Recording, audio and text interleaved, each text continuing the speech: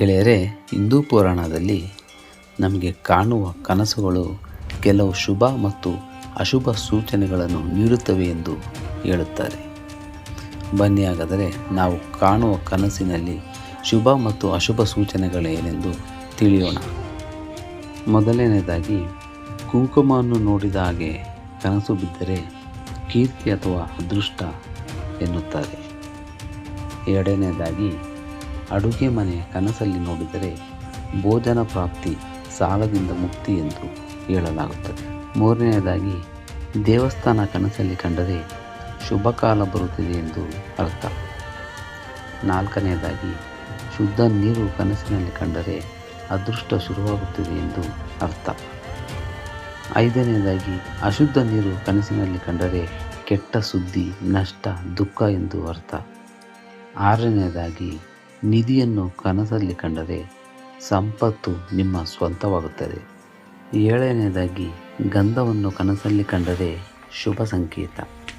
ಎಂಟನೆಯದು, ಹಣದ ನೋಟು ಕನಸಲ್ಲಿ ಕಂಡರೆ ದುಡ್ಡು ಸಿಗಲಿದೆ ಎಂದು ಅರ್ಥ. ಹಾಗೆ ಒಂಬತ್ತನೆಯದು, ಚಿಲ್ಲರೆ ಕನಸಿನಲ್ಲಿ ಕಂಡರೆ ಖರ್ಚು. ಹತ್ತನೆಯದು, ದೀಪವನ್ನು ಕನಸಿನಲ್ಲಿ ನೋಡಿದರೆ ಸಮೃದ್ಧಿ ಹೆಚ್ಚಾಗುತ್ತದೆ ಎಂದು ಹೇಳಲಾಗುತ್ತದೆ.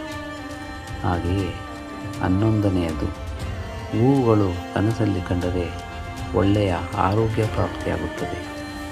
12ನೆಯದು, ಪುಸ್ತಕಗಳನ್ನು ಕನಸಲ್ಲಿ ಕಂಡರೆ ಮಾನಸಿಕ ಅರಿವು ಹೆಚ್ಚಾಗುತ್ತದೆ ಎಂದು ಹೇಳುತ್ತಾರೆ. 13ನೆಯದಾಗಿ, ಆಯುಧಗಳನ್ನು ಕನಸಲ್ಲಿ ಕಂಡರೆ ನಿಂತು ಹೋದ ಕೆಲಸಗಳು ಪೂರ್ತಿಯಾಗುತ್ತವೆ ಎಂದು ಶಾಸ್ತ್ರಗಳಲ್ಲಿ ಉಲ್ಲೇಖವಿದೆ.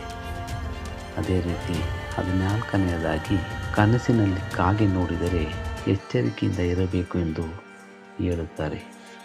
15ನೆಯದು, ತಳಪಾಯ ಕನಸಲ್ಲಿ ಕಂಡರೆ ಗೌರವ ಹೆಚ್ಚಾಗುತ್ತದೆ ಎಂಬ ನಂಬಿಕೆ. ಹಾಗೆಯೇ 16ನೆಯದು, ಕನಸಿನಲ್ಲಿ ಸತ್ತವರು ಕಂಡರೆ ಆಶೀರ್ವಾದವಾಗಿದೆ ಎಂದು ಅರ್ಥ. 17ನೆಯದು, ಕನಸಿನಲ್ಲಿ ವಾಹನಗಳು ಕಂಡರೆ ಪ್ರಯಾಣದ ಸೂಚನೆ ಎಂದು ಹೇಳುತ್ತಾರೆ. 18ನೆಯದು, ಕನ್ನಡಿಯನ್ನು ಕನಸಲ್ಲಿ ಕಂಡರೆ ನಮ್ಮ ಆಸೆಗಳು ಪೂರೈಕೆಯಾಗುತ್ತವೆ ಎಂದು ನಂಬಲಾಗುತ್ತದೆ. 19ನೆಯದು, ಸಂಖ್ಯೆಗಳು ಕನಸಲ್ಲಿ ಕಂಡರೆ ಲಾಟರಿ ಸಂಪಾದನೆ ಆಗುತ್ತದೆ ಎಂದು ಹೇಳುತ್ತಾರೆ. ಕೊನೆಯದಾಗಿ 20ನೆಯದು, ಕುದುರೆಯ ಮೇಲೆ ಸವಾರಿ ಮಾಡಿದ ಹಾಗೆ ಕನಸನ್ನು ಕಂಡರೆ ಕೆಲಸದಲ್ಲಿ ವಿಜಯ ಪ್ರಾಪ್ತಿಯಾಗುತ್ತದೆ ಎಂದು ನಂಬಲಾಗುತ್ತದೆ.